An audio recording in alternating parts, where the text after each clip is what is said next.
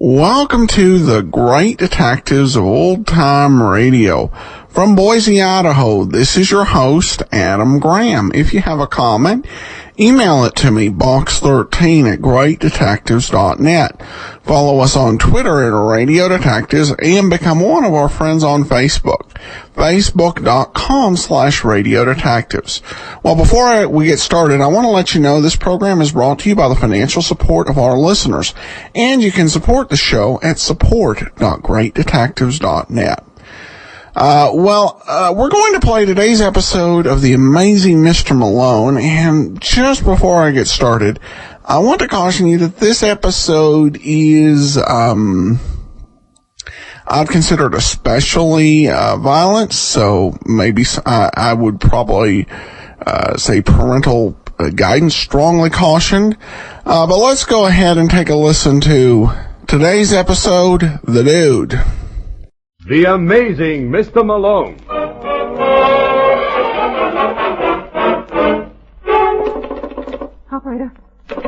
Operator, get me the office of John J. Malone.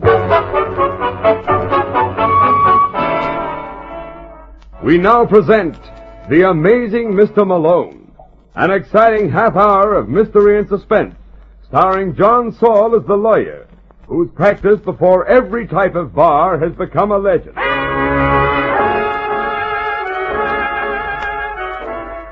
Our locale is the city of New York. The time, the present. And the hero of these weekly adventures, the amazing Mr. Malone.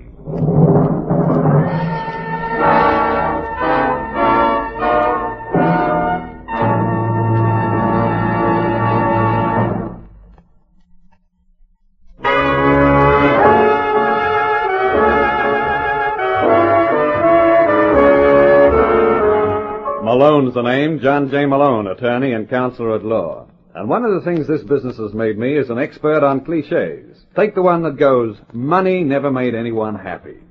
Well, Joe Norman would get a big laugh out of that. Mr. Norman is the sleek-looking gent gliding down the corridor of the Wainwright building. He's known around New York as a sharpshooter who'll do anything for a buck. And so great is his rush to make one this morning that when he comes to a door marked Walter Blake Investments, he doesn't even stop to knock, but enters without an invitation. Hi, Mr. Blake. Who's that? Joe Norman. I told you on the phone I'd be right over. Yeah, but I don't remember you knocking, Norman. Huh? It's customary, you know. Now, suppose you try it again. Oh, you're kidding. Am I? Well, if it makes you happy. No, from the outside. Oh, will you cut the comment? I said from the outside, Norman. Okay.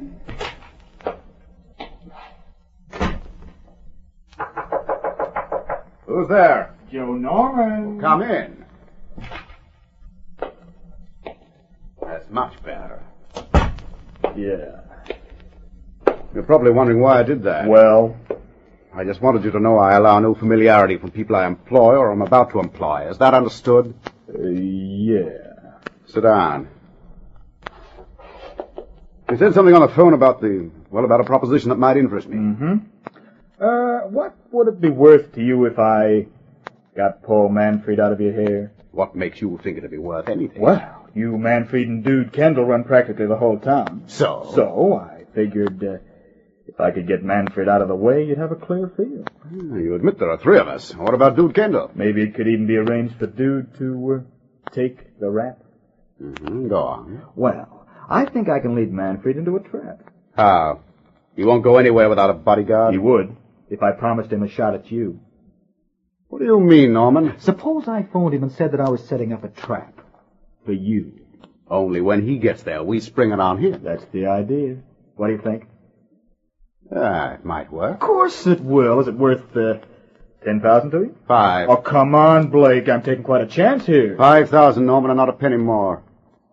Well, if that's the best you can do. That's the best I can do. Okay. I'll phone Manfred and set it up.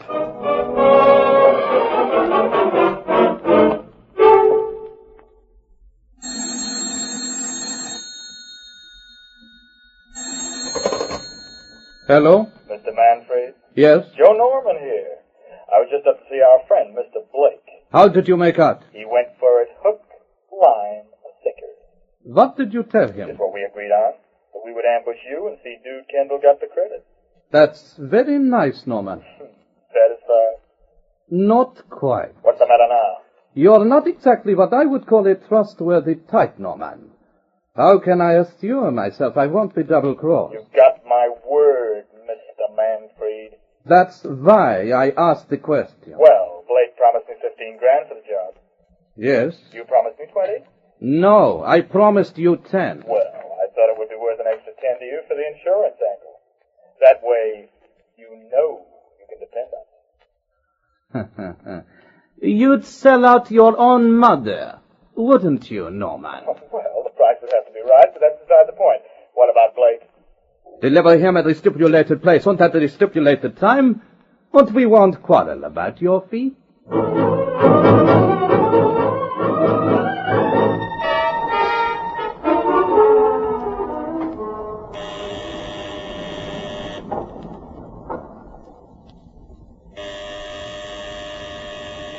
Just a second. Wearing the money, the sky is sunny. We got a lot of things in that. Yes? Mr. Blake in. Who's calling? If you don't mind, I'd rather not leave my name. It's a little idiosyncrasy of mine. Well, I'm sorry. My husband isn't here. Oh, that's funny. I was supposed to pick him up at 8:30. What do you think could have Who happened? is it, Barbara? Oh, hi, Mr. Blake. The missus was just saying you were out. Oh, is that so? Well, darling, I didn't know you were expecting company. Didn't you? I thought I mentioned it at dinner. I must have forgotten. You know, Barbara, if there's one thing I can't tolerate, it's an interfering woman. I'm sure I won't have cause to remind you again. Will I, dear? No. Mr. Blake. You'll oblige me, Norman, by minding your own business. Well, you got me wrong, friend. I was just thinking you might want to save your strength. We've got a long ride ahead of us, and I wouldn't want to see you knock yourself out on her. Shall we go?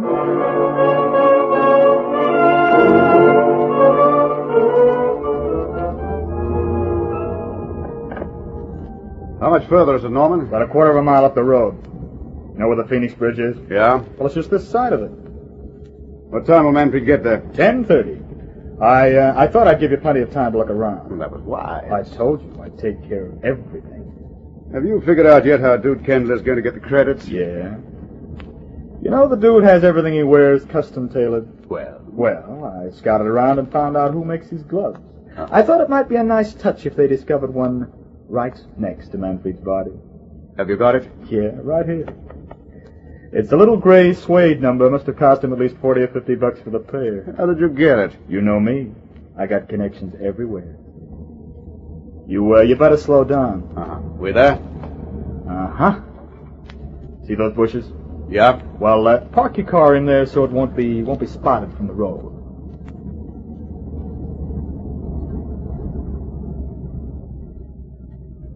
How's this? Fine. Hey, will you listen to those frogs? They bother you? No. We all got a croak sometime or other. Very funny. I guess not. Suppose we get out and stretch.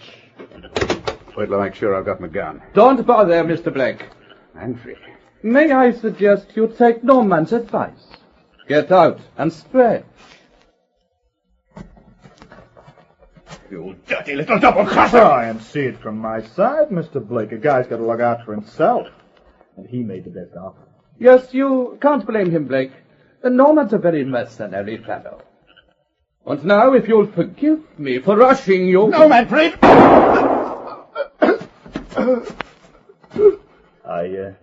Yes, that does it. Have you got Dude Kendall's block? Yeah. Suppose we drop it right over here. Mm-hmm. Well, that takes care of Mr. Kendall. That takes care of Mr. Kemp. I suppose you take care of me. You're leaving yourself wide open there, Norman. No. I'm talking about the 20 grand you promised me. I was referring to something else. I know, but you forget it, Manfred. Why? It sounds like a wonderful idea. I hate loose ends. So do I. That's why I left a letter with a friend of mine addressed to the district attorney's office. If I'm not back by 12 o'clock, he's going to mail it. I'm sorry. I underestimated you. You'll get your money tonight.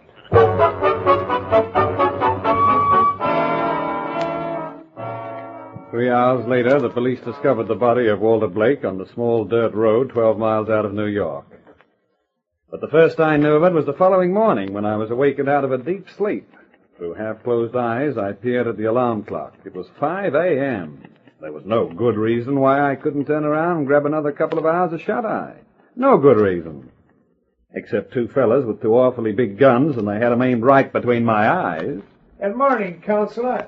Hey, Terry, he's awake. Yes, I see. Well, you got a load of those pajamas. He looks like he's sleeping in a rainbow. Yeah, I bet he dreams in Technicolor. No. Don't tell me. You boys are Abbott and Costello, huh? That's good. All right, Malone, get dressed. What for? We're going places. Not me. I say you are. A friend of ours wants to see you. Yeah, what's the name of this friend?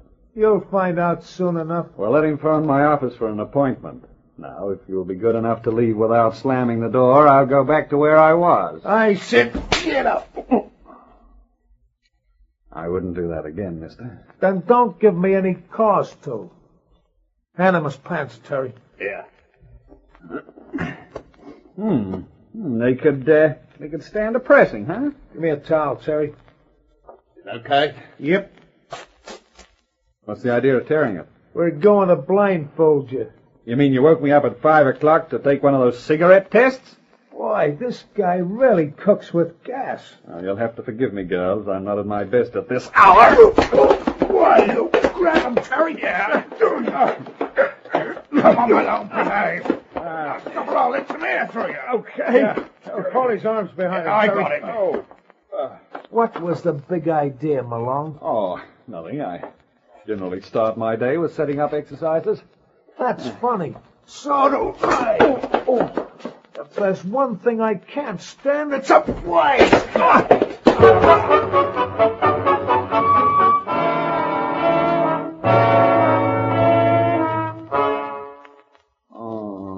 I ought to break your neck for this, Ben. I tried to be nice, though. That's Terry. Yeah, he just wouldn't listen, dude. Give him another drink. Come on, pal. This is good for what ails you. Let me alone. I'm sorry, Malone. Huh? Believe me, I wouldn't have had this happen for the world. You... Who... it's Dude Kendall, isn't it? That's right. Well, these two punks working for you, Yes, but they were overzealous. Well, somebody's going to pay for this. Don't worry, they will. Don't Shut up! I wanted to talk to you, Malone. You could have come to my office. No, not very well. The police are looking for me. Walter Blake was murdered last night. Blake? Yes. I want you to represent me. Well, that's very flattering, dude, but I'm not interested. I didn't kill him, Malone. Then who did? I have no idea. Well, why did the police nominate you for the honor? I didn't wait to inquire. All right, dude. You mean you're going to handle my case? On one condition. You give yourself up. Oh, no. Then it's no dice. Now, wait a minute, Malone. I'll tell you what I'll do. Scout around for a while, see what you can find. I'll give you Ben's phone number. Call him at noon. And supposing I haven't learned anything by then? I'll still surrender to the cops. Well, why not do it now? Because I believe in hunches. And I got one that says you'll have this all cleaned up in no time. And if I don't? I've never welched yet on a bet. If you don't, I'll pay off just the same.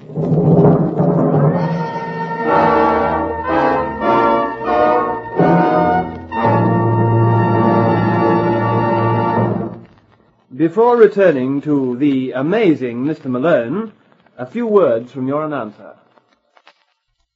And now, back to the amazing Mr. Malone.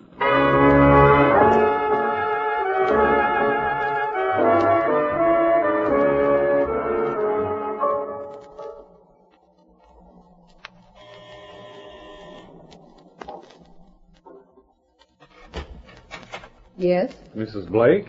What do you want? My name's John J. Malone. I hate to bother you now, but it's extremely important. I've got nothing to say. Oh, I'm not a reporter, Mrs. Blake. I'm an attorney. I still have nothing to say. Well, can't I come in for a few minutes? No, I'm going out. Well, maybe I can give you a lift. No, thanks. I'll manage. I doubt it, Mrs. Blake. You're the careless type. What do you mean? Your purse is open. Oh. Yeah, it's an ugly-looking gun you got there. What did you intend doing with it? That's none of your business. It couldn't be. You have an idea who murdered your husband, and you were going to take the law into your own hands with it. Give me back that purse. Sure. As soon as I remove this. I want that gun, Malone. Now, first, listen to me. I want that gun. I'll give it back to you if you answer a couple of questions. You're wasting your time. Well, what do you got to lose? 60 seconds more or less won't make any difference. Look, I'm working for a man named Dude Kendall. You know him? Supposing I do. Was he the one who picked up your husband last night? No. Who was it?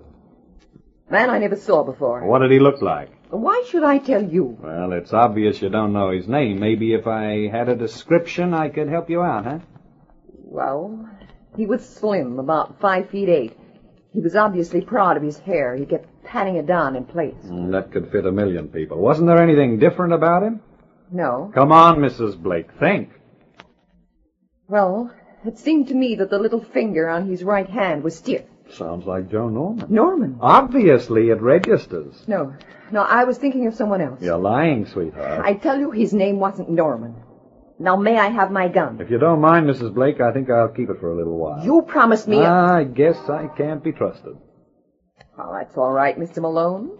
I can always get another. You'll be making a big mistake. Then I wouldn't hang around here if I were you. You may have to pay for it.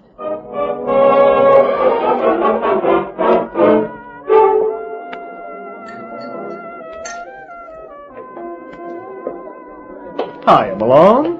Can I sit down? I wish you would, Norman. I understand you've been looking for me. Ever since 1 this afternoon. What did I do to rate 3.5 hours of your time? I wanted to talk to you about Mrs. Blake.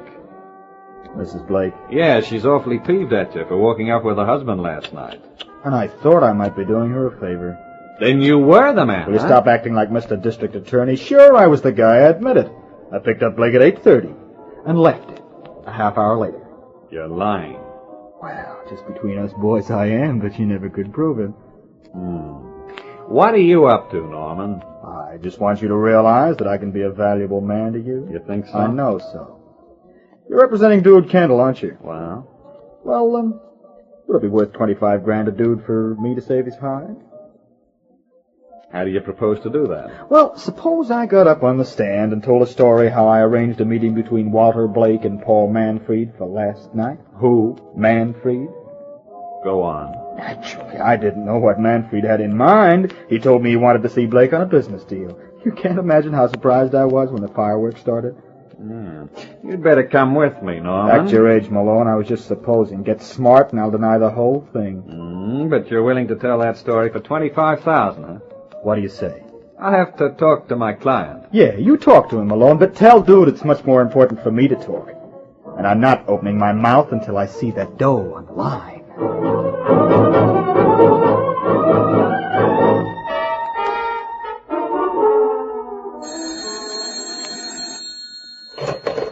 Hello. Let me talk to Dude Kendall, please. Oh. Dude Kendall. You got a wrong number, mister. This is John J. Malone. Oh. Hold on a second. It's the great mouthpiece. I'll take it. Hello? Dude? Yes?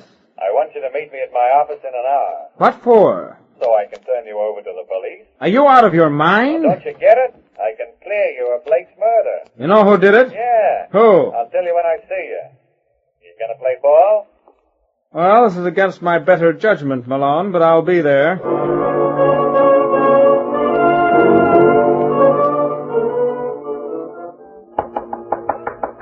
Yeah, come in. Good morning, Lieutenant. Oh, I knew this was going to be one of those days. What are you doing at headquarters, Malone? Well, if I'm not wanted, You're not. All right, Dude, let's go. And make sure you close... Dude, you got Dude Kendall there? Yes. Malone, I love you. Come in, gentlemen. Have a seat. Thanks. And to what do I owe this unexpected pleasure? Don't look at me, Lieutenant. It was all Malone's idea. Well, thank you, Mr. Malone. That's all right, Brooks. My client and I are always happy to cooperate with the police. So you're representing him? That's right. As of when? 5 o'clock this morning. Didn't you know we were looking for him? Don't blame Malone, Lieutenant. He wanted me to give myself up then, but I couldn't see it. And what made you change your mind? He claims he knows who gunned Walter Blake last night. Yeah, so do we. You mean Kendall here? That's exactly who I mean. You're crazy, Lieutenant. That was the work of Paul Manfred. Mr. Manfred, huh? Yes, if you pick up Joe Norman, you can sweat the whole story out of him. I got a suspicion that Manfred paid Norman to lead Blake into a trap. And Manfred killed him? Yeah. Why? For the same motive you're ascribing to my client.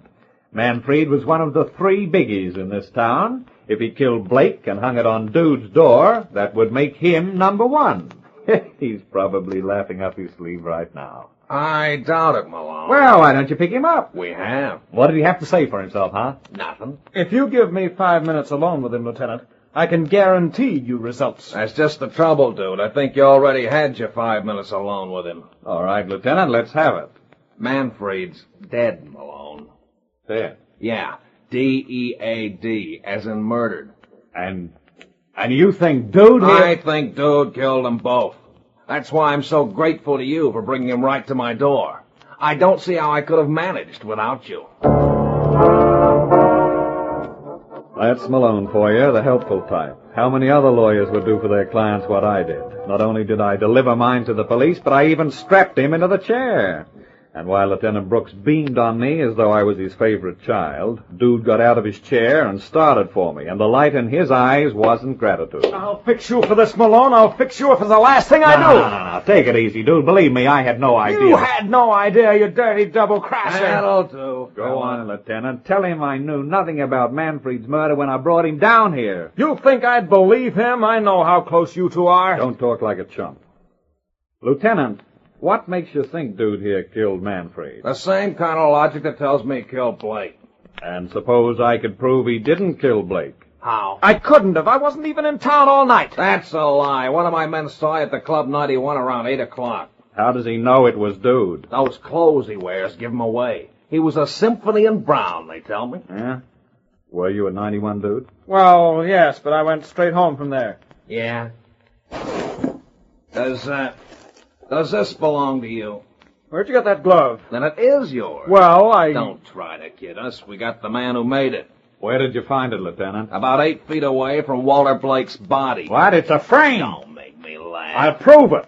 You claim one of your men saw him dressed to kill last night? Dressed to kill is right. And he was wearing brown? So? So a fashion plate like the Dude here would never wear gray gloves with a brown outfit. That's right. You're crazy, Malone. You expect to secure an acquittal on such flimsy evidence? Why not? You're using the same evidence to convict him. Oh, well, that's different. Anyway, why couldn't he wear gray gloves with a brown outfit? Why? You can't have it both ways, Lieutenant. If your man spotted Dude because of the outfit he was wearing, you can't in the next breath argue his clothes don't mean anything. Okay, Malone, stop selling. I'll buy it. You got anything else to peddle? Well, I'd like to tout you on a shabby piece of merchandise named Joe Norman. You think he killed Manfred? Oh, I'll leave that to you. All I know is that Norman offered to sell Manfred down the river when he talked to me a couple of hours ago. And what's that supposed to mean? Either Norman is as brave as a lion, or he knew Manfred was in no position to hurt him. I'll let you take your choice.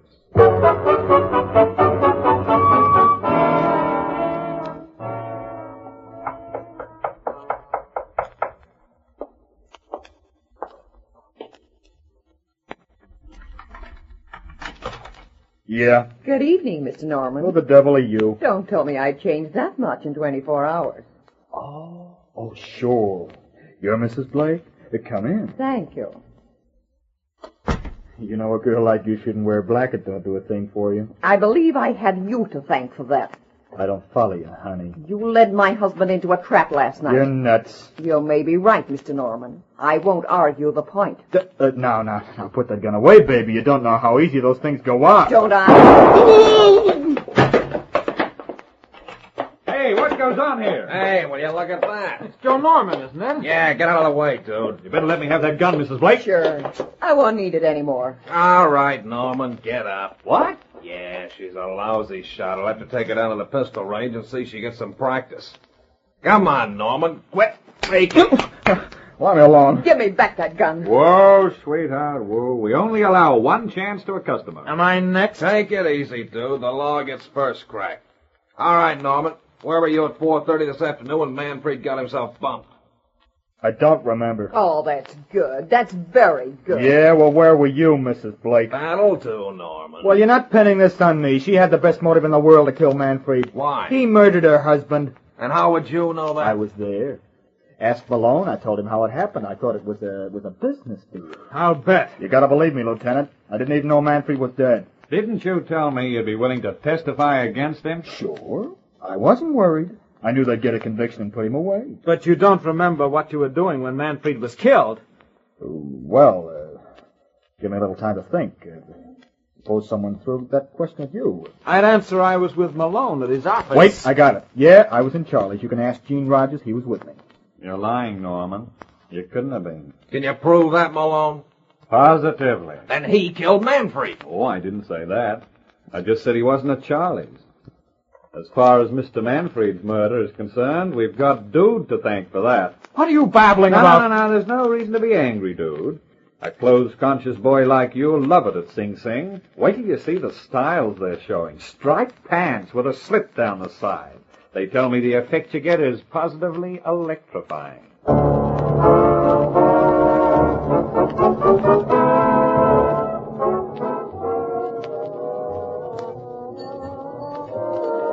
Hey, Malone. Tell me something. Anything, Lieutenant. Well, I can see why Dude knocked off Manfred. That made him the #1 boy in town. Yes, he figured it was safe enough when I phoned and told him I could clear him of Blake's murder. That gave him the green light, huh? Yeah, and he almost made it. He figured when we found he wasn't guilty of Blake's murder, we'd also believe him innocent of Manfred's, because both of them seemed tied up. And what convinced you otherwise? Norman's alibi? But you said he was lying. You claimed Norman wasn't at Charlie's. No, he wasn't. He was at the Hawk Club with me. What? Sure, he was so rattled he forgot it. And if Norman was with you... Then Dude couldn't possibly be. That'll learn you. Yeah, it certainly will, Lieutenant. Well, now what are you so down in the mouth about? You did all right. Did I? I wish you'd show me where. First of all, I find my own client guilty, and if that's not enough, I wind up across the table looking at you. And what's wrong with that? Oh, the same thing that's wrong with living at the YMCA. What? No girls. Good night, Lieutenant.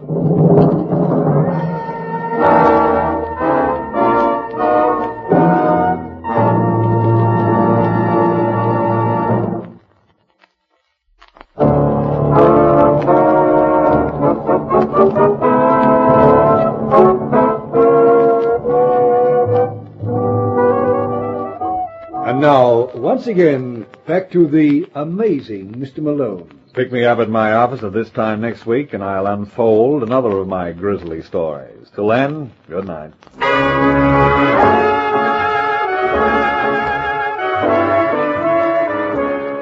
The Amazing Mr. Malone is a Grace Gibson radio production starring John Saul as John J. Malone and directed by Lawrence H. Cecil.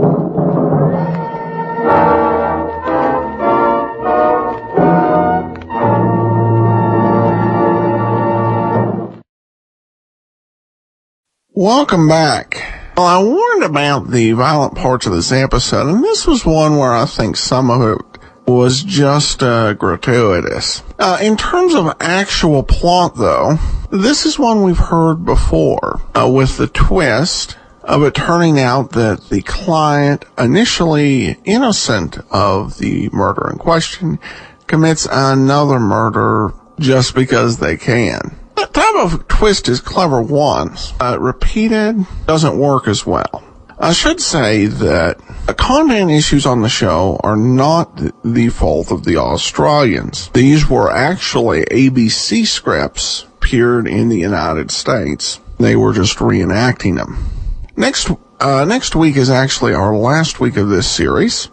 And then coming in 2 weeks will be Mr. Chameleon. That'll do it for today. If you have a comment, send it to box13 at greatdetectives.net. Follow us on Twitter at Radio Detectives and become one of our friends on Facebook, facebook.com/Radio Detectives. From Boise, Idaho, this is your host, Adam Graham, signing off.